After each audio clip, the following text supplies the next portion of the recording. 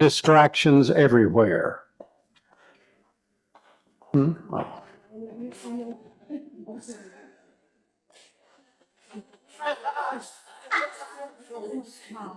Distractions everywhere.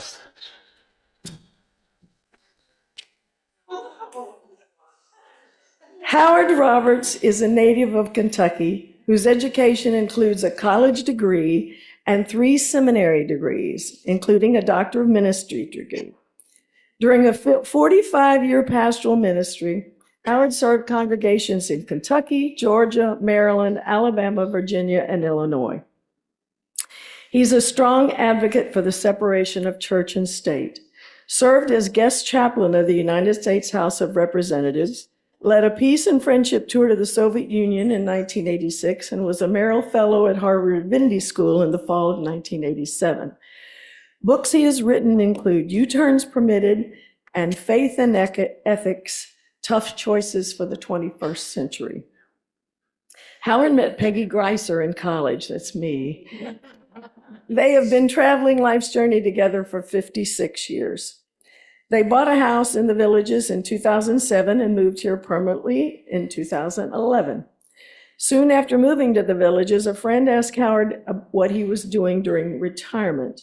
Howard replied, "I swim for exercise, I play basketball for fun, and I play golf for humility. And I get lots of humility." Howard has spoken at Tri-County Unitarian Universalist Fellowship on 2 previous occasions. The first occasion, he shared his mind-changing journey in learning and acknowledging his struggles with his own racism. The second occasion, he discussed lie after lie as he attempted to understand how so many evangelical Christians became and continue as supporters of Donald Trump. Today, Howard will be sharing his journey from biblical literalist to critical thinker as he learns how to be the best human being he can be. Howard, welcome back to Try You. I'm especially glad you're here.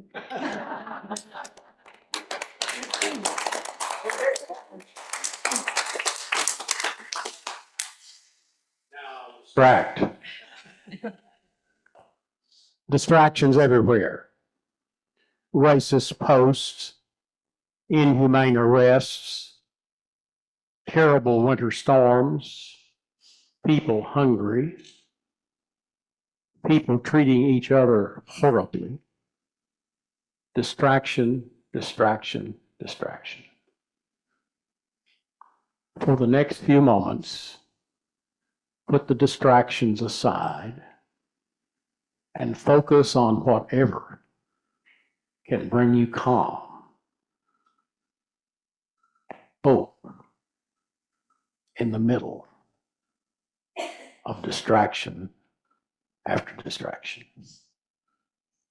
Is there some minor event that happened in your life that, as you dealt with it, it resulted in a major decision that in some ways changed your life forever? I've had a few of those. I entered college with the vocational plans to be a Baptist pastor. Now, conventional wisdom was that with plans to do graduate study at a seminary, my college major should be something other than religion or Bible. Well, that put me in a terrible situation. What was I going to major in? And being a person who likes to have a plan and then work the plan so that everything goes along smoothly, I was struggling, thinking that I needed to declare a major immediately and move forward with classes so that would lead to the completion of a major in college and to a college degree. So I had some anxiety about what that was going to be. I signed up for a beginning speech class, thinking that I certainly would need good speaking skills if I were going to be a minister. After presenting my first speech in the beginning speech class, I received a written critique from the professor, Edwina Snyder, and at the bottom of her critique sheet was a handwritten note. "Have you considered speech as your major?" I had not. I made an appointment with Dr. Snyder to discuss her question, and as a result of my conversation with her, I decided to declare public speaking as my major. I proceeded with the appropriate coursework. During my senior year, I entered a contest on campus that was sponsored by the speech department and won $500. I later entered the Kentucky Intercollegiate Oratorical Contest and won that and competed at the national level. I graduated from college with a degree in public speaking. What started as a minor discussion with a professor about declaring a major resulted in a clear plan to guide me through my college career. My educational pursuit was significantly clarified for the better as the result of a minor influence that led to a major decision. Life is a journey, and every life is a story.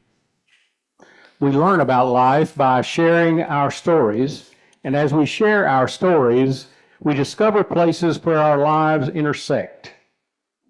We are wise when we stop, look, and listen at those intersections, making discoveries that underscore that regardless of our varied stories, cultures, and experiences, we are all more alike than we are different. So, for what it's worth, I'm sharing my story with you today. So here goes.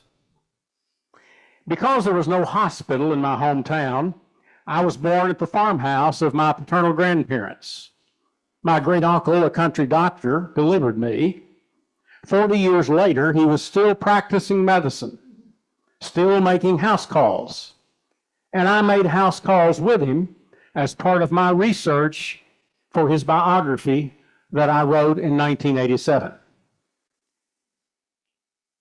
During my lifetime, I've earned money mowing lawns, delivering milk, bagging groceries, assisting a carpenter, and working as a disc jockey. At age 12 or 13, I began exploring vocational choices.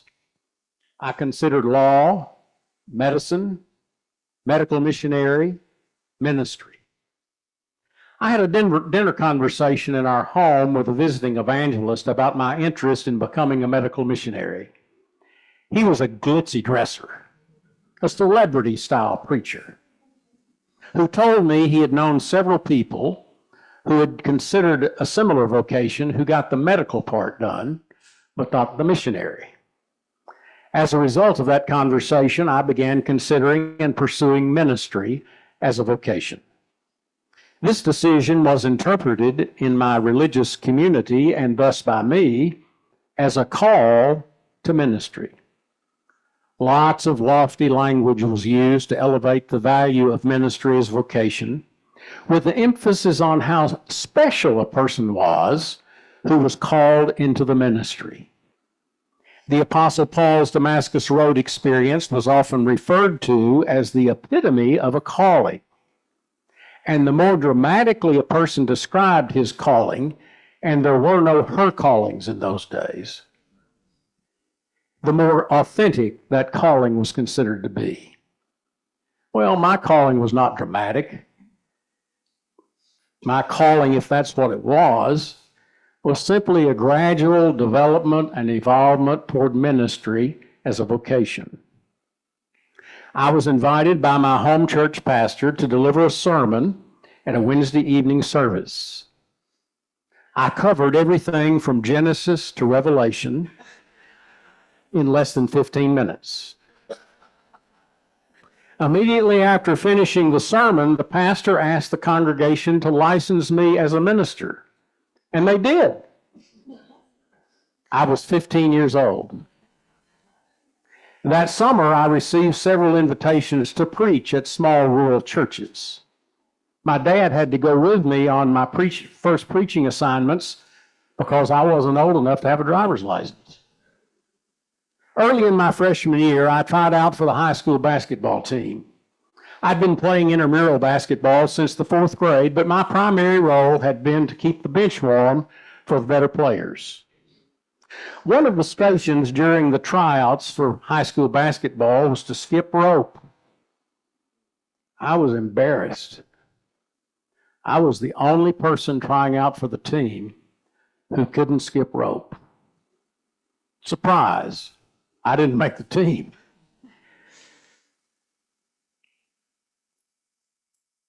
That following fall of my sophomore year, the basketball coach was the teacher in study hall. One afternoon, in September, he invited me up to his desk. Said he was working on the insurance policy for the basketball team and wanted to know if I was going to try out. I told him I had a job after school and I wasn't going to try out. After all, remember, I was the guy that couldn't skip rope. The coach responded by saying that I'd be working the rest of my life and added he was working on the insurance policy for the players and wondered if I was going to try out for the team. I assured him I was not. I had a job after school, and so I wouldn't be trying out. But on my way home, I began to think, if he's asking me if I'm going to try out, and if he's working on the insurance policy, I think if I try out, I'll make the team. So at dinner that night, I told my parents of my plan to try out for the team, and their immediate response was, "You got a job after school." I said, "I know, but I'll talk to my boss and see if I could work Saturdays only." I talked to the boss. That was okay. I tried out for the team. I made the team. My junior year, I started on the junior varsity team, and my senior year, I started on the varsity team. I grew up during the Vietnam War when the draft was in full force and the way that the Army was staffed. I met with my local draft board when I was 18, as was required of all 18-year-old males at the time. Soon after I had met with the draft board, I received my draft card. It included my name, my birthday, and my classification. My classification was 4D. On the back of the draft card were all the classifications and who was in each category. The classification 4D, it stated, was for idiots, imbeciles, and ministers of the gospel. My dad said I was the only person he knew that fit all three categories. At the beginning of my sophomore year in college, a classmate had preached at a rural congregation and could not return the following Sunday. He asked if I would be the guest preacher the next week at the Stone Lake Baptist Church near Maysville, Kentucky. I agreed. After the worship service, Gordon and Gladys Cowan invited me to go to lunch with them. They were going to Gordon's parents' house for lunch. And on our way there, Gordon, one of the two deacons in the congregation, asked if I would be willing to consider serving as their pastor. I told him I would be interested. I was invited to preach again the following Sunday, and at the conclusion of the worship service, the congregation took a secret ballot vote to invite me to be their pastor. 29 people voted yes. Nobody voted no. At the wise age of 19, with no formal education other than a high school diploma, I was pastor of a congregation. I discovered that education was not a requirement to be a Baptist minister. My home pastor began the process of scheduling an ordination service. The ordination service was scheduled for Sunday afternoon, November the 6th, 1966, in my home church, with 300 people in attendance, where an interrogator asked me questions for 45 minutes. I was ordained at 19, no formal education other than a high school diploma.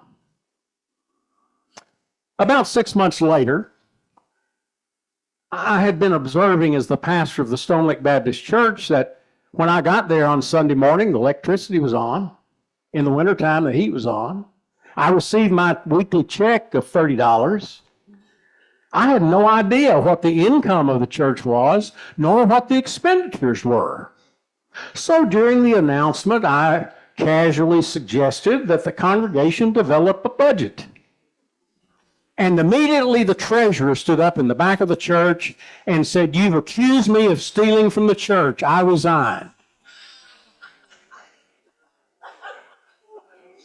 Suddenly I discovered that tension can arise in a congregation.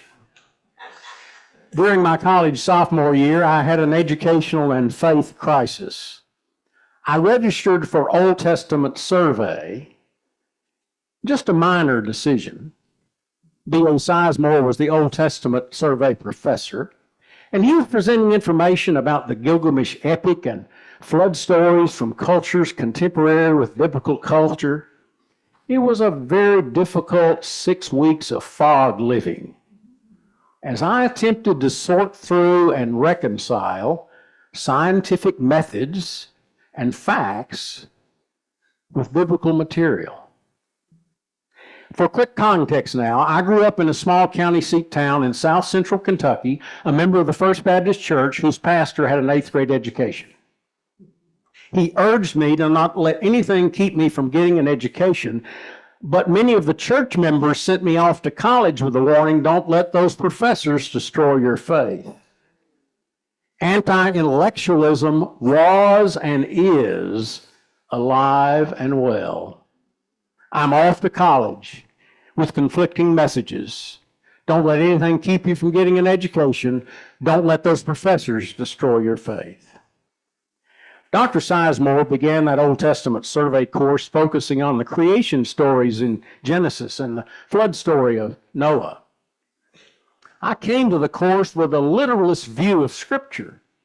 For someone to suggest that there was more than one creation story in the Bible was abomination.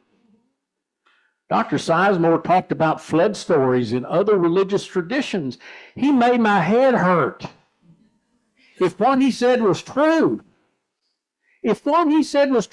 how can I possibly reconcile my literalist approach to the Bible and the information that he was sharing? The only thing that tempered the shock of Sizemore's words was his monotone delivery. He was not saying, you got to believe this. It seems he was saying, here's information you need to know. What are you going to do with it? How are you going to process this information in your life, in your understanding of living? As I remember the first semester of my college sophomore year, I just walked around campus in a fog, struggling with how I could prepare and deliver sermons with these conflicting messages about the biblical material and scientific facts. By the end of the semester, I concluded that I had to explore, accept, and integrate what scholars had learned and shared about the Bible and how it came to be, and also had the task to apply those biblical teachings to contemporary life every Sunday morning. In this process, Jesus became a model for me of what it means to be a human being. Jesus taught me that to be the best human being I could be meant that I was to love my neighbors, to welcome immigrants and refugees, to feed the hungry, and to stand beside those and with those in need. That, I understood, was what it meant to be a human being. Also, during my sophomore year, I met Peggy Greiser. We dated a little more than a year, became engaged, spent a summer as summer missionaries, she in North Dakota and I in Guyana, South America. We continued to date through my senior year of college and married a week after my graduation. Peggy commuted 80 miles to complete her college degree and then earned her master's in arts and teaching while I was earning a master's of divinity degree. Peggy taught school for a year and I earned a master of theology degree. Our first child, Melanie, was born during that time. And when we were expecting her, we decided together, we talked about what was happening to us and what we were going to do as parents. And we together decided that probably the most important thing we would do with our lives would be to rear our children to be healthy, thinking, independent, respectful human beings. We have 3 children, and I think we achieved that goal with each of them. They each earned and paid for college degrees in different ways. They met and married spouses and have families of their own. We have 6 grandchildren and 3 great-grandchildren. During a career of 45 years, I served 7 congregations as pastor, ranging in size from 29 to 2,000. I was instrumental in 2 of those congregations, ordaining women as deacons and ministers.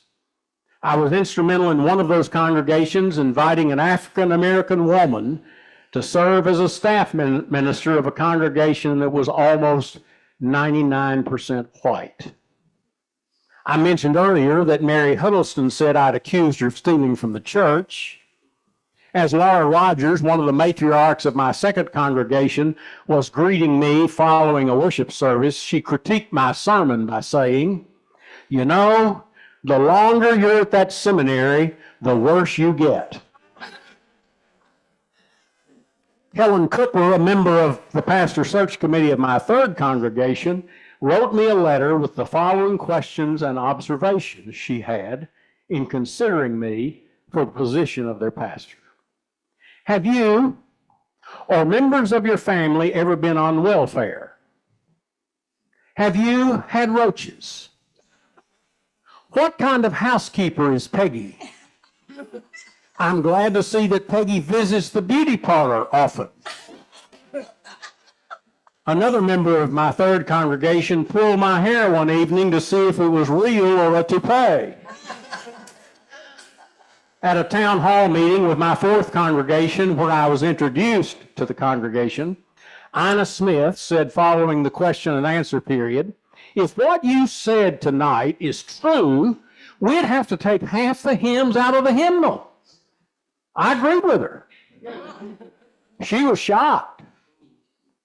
I became her pastor and served Broadview Baptist Church for 15 years. During my tenure at Broadview Baptist Church, I wrote and published my first of 12 books. Based on my experiences and my journey and the income I received from royalties for the sale of my books and the hours I spent writing them, I made 20 cents an hour writing.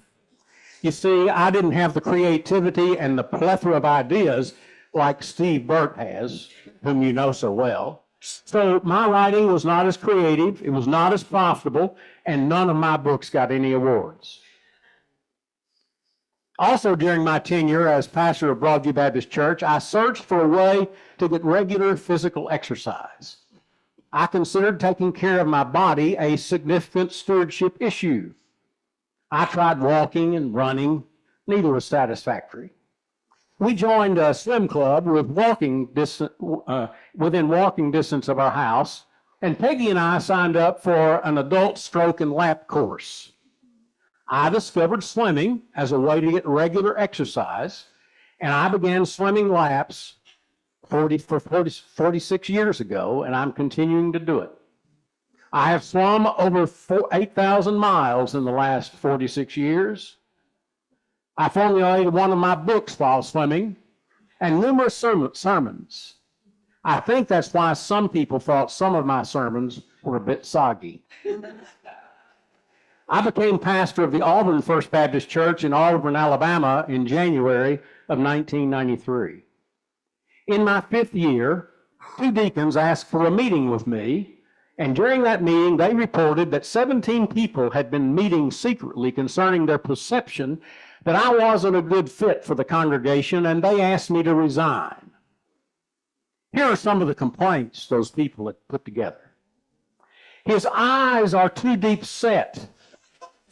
We can't see them when he's in the pulpit. The car he drives isn't prestigious enough for the pastor of the First Baptist Church. The owner of the Cadillac dealership was in the church. I suggested they have him get me a car. Another complaint, he's not from here. Never mind, the congregation paid the expenses for us to move from Maryland to Alabama. No, we weren't from there. Some of his suits have polyester in them. I can't believe he took such an exotic sabbatical. Well, I didn't resign, but I began the process of seeing if there's another congregation I might serve. Gerald Johnson and Bob Stevenson continued for 2 years to claim that they had not asked me to resign. Eventually, 2 years after I left that congregation, one of them admitted to the congregation that they had asked me to resign.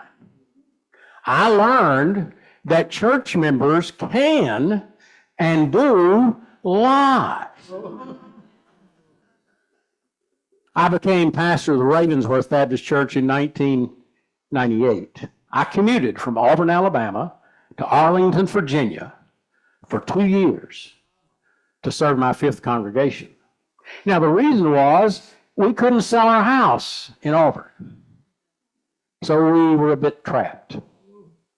After 2 years, I was offered the opportunity to be the executive director of the Atria Assisted Living Facility in Auburn. That got me back to Auburn, and so I accepted that position. Somebody asked me one time what the job was like, and I responded, well, I'm operating a cafeteria, a recreation facility, and a hotel for all the most challenging church members I've ever known, all in one place. After 11 months, I was fired from that job because I didn't bring in new residents fast enough. During my unemployment saga, I decided to re-enter ministry as a vocation, not as a Baptist, but as a United Church of Christ minister. I became the interim minister of a United Church of Christ congregation in Pine Mountain, Georgia. And I saw an ad in a periodical for a senior minister of the Glenview Community Church. The ad was very intriguing and piqued my interest. I told Peggy about it and that I was interested in applying for this position. And I saved the very best statement for the last. It's in the suburbs of Chicago. And her immediate response was, I don't do cold. But it was one of the top 10 congregations of the United Church of Christ. Peggy agreed that if I wanted to apply, she would support me, and if I got the position, she'd do cold. I applied for the position. I was selected by the congregation to be their senior minister, and I served as their senior minister from February of 2002 until my retirement in 2011, and Peggy did cold very well. Early in my professional career, I examined and re-examined the meaning of the calling in life. Early in my life, I heard people speak about a high calling in life. And I heard ministers say that the highest calling was the call to be a minister. It was interesting that only ministers ever said that. As I explored and reflected and examined and re-examined the concept of calling or vocation, I concluded there aren't high callings, there aren't low callings. There is a calling, one calling. Be a human being. Regardless of whether you believe in God or not, regardless of what you believe about how the world came into existence, we all have the same calling in life. We're all called to be human beings. Given what's occurring in our country, given that some ICE agents are acting inhumanely, given that many elected officials are being cowardly, given that racist and inhumane language continually infiltrate public discourse, more than ever, we must answer the calling to be the best human beings we can be. There are thousands of jobs, vocations, and avocations available to us that enable us to be the best human beings we can be. We may have the same job for all of our careers, or we may change jobs or professions time after time in our lives to enable us to be the best human beings we can be. But if ever the world, if ever our nation, if ever our state If ever our communities needed the best human beings we can be, it is now. I continue striving to answer my calling to being the best human being I can be. This autobiographical chat has been a way to share with you some of the nuggets of my journey from biblical literalist to critical thinker as I continue learning how to be a human being. Well, that's my story, and I'm sticking to it.